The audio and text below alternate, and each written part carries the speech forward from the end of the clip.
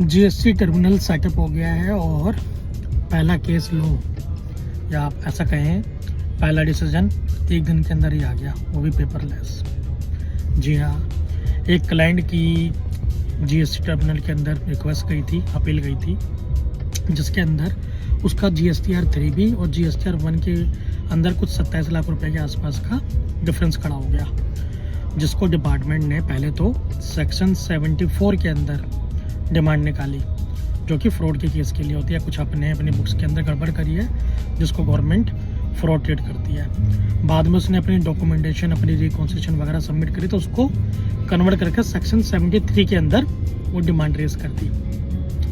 बात गया ट्रिब्यूनल पे, ट्रिब्यूनल ने चेक किया, बोला भैया अगर किसी की प्रायर पीरियड आइटम या फिर क्रेडिट नोट की वजह से कोई डिफरेंस खड़ा हो गया है, तो इसका मतलब थोड़ी ना उसको आप सेक्शन 73 और 74 पर 74 लगाया तो आपने उसको देखा कि नहीं ये तो फ्रॉड वाला नहीं, तो उसके बाद 73 में आपने डिमांड खड़ी कर दी।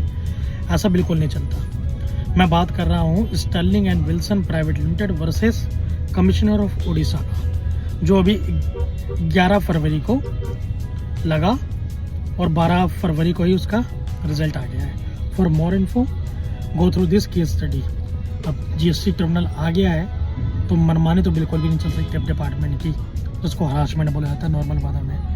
मतलब आप दादागिरी नहीं कर सकते भैया, अब आपको सोच समझ के डिमांड्स निकालनी पड़ेंगी, और जो आप सेक्शन इम्पोज कर रहे हो उसको तो बिल्कुल ही अच्छे से सोच के आप एसएससी के ऊपर थोपो। Thank you.